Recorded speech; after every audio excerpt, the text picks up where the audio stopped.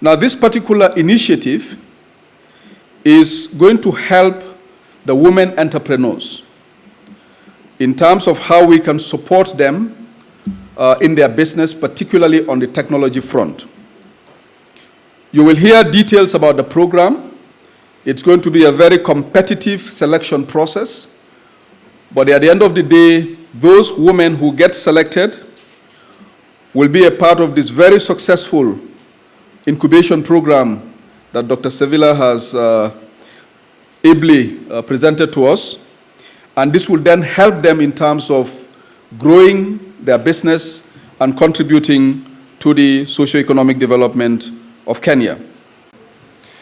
Now, at I Love Africa is a research and innovation center in the faculty, or we are independent from the faculty, but we are very close to the Faculty of Information Technology.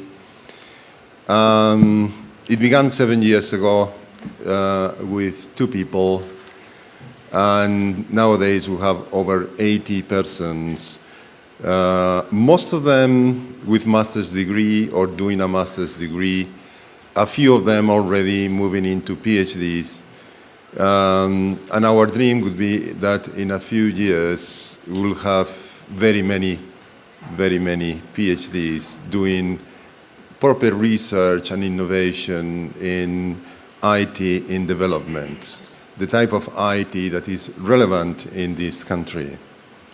And finally, after all these many years, we are able to help young entrepreneurial minds, students who have learned technology, students who understand the problems and can come up with local solution to these problems. And that's how our incubator started. So I'm very happy that now we are working with the Standard Charter to continue addressing that need, and more specifically to help women, which often enough they tend to be the ones with the best inventions and the ones that have it more difficult to make these inventions come through, these innovations.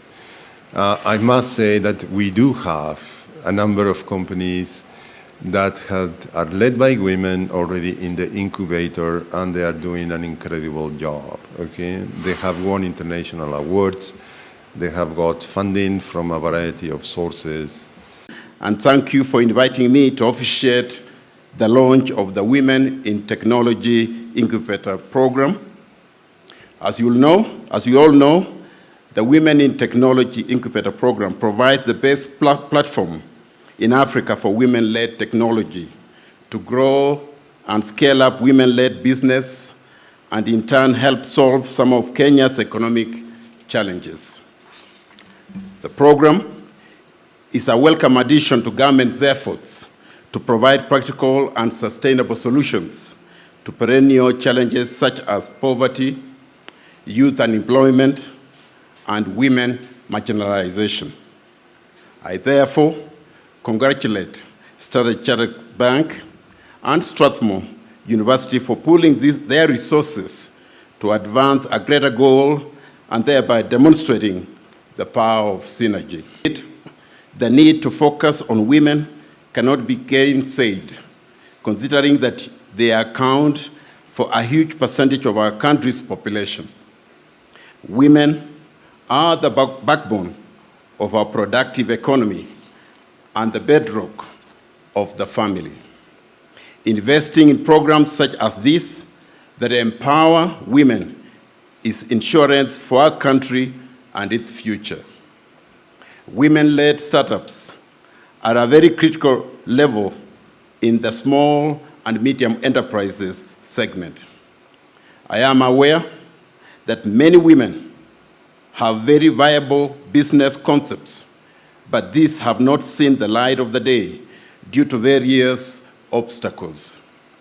By offering them a chance to move beyond dreaming to reality, the women of Kenya have the opportunity to showcase to the world our country's potential as a technology hub.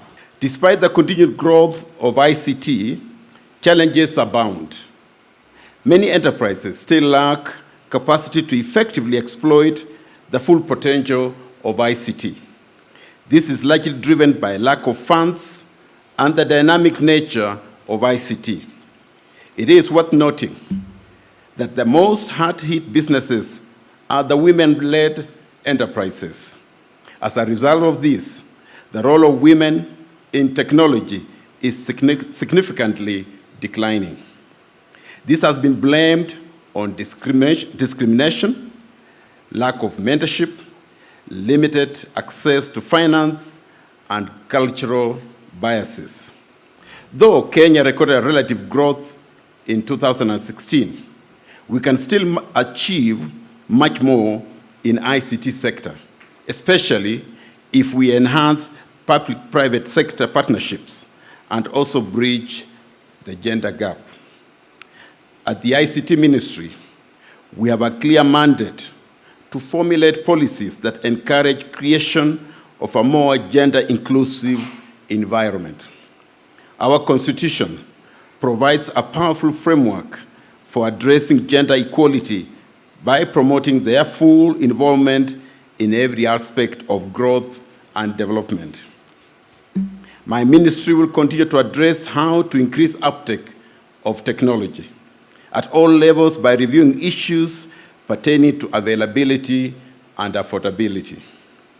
We have prioritized modernization of internet infrastructure to ensure increased network coverage, while at the same time working with service providers to increase access and affordability.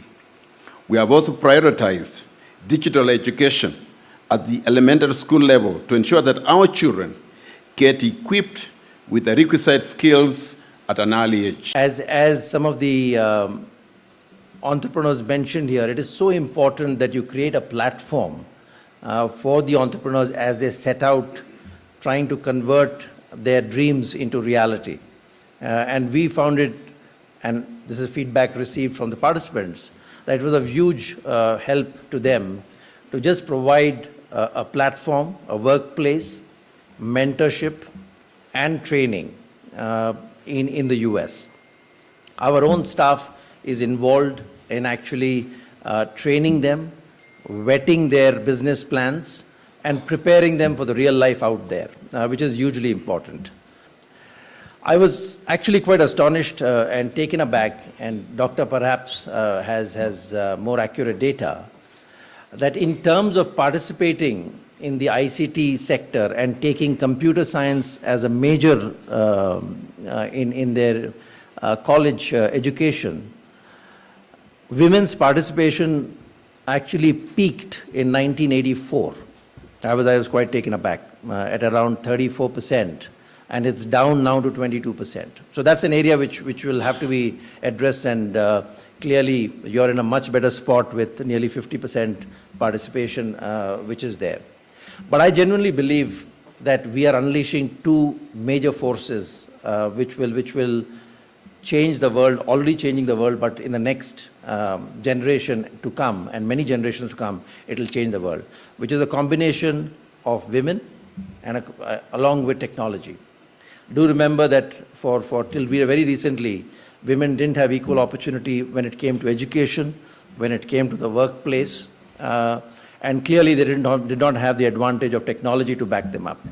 We are bringing in these two major forces, and I genuinely believe, I have a son and a daughter, and I can see the difference between the hunger to succeed and someone who's a little more complacent. And I genuinely believe the next generations and centuries is going to be for the women, backed of course by technology which is changing and touching all our lives.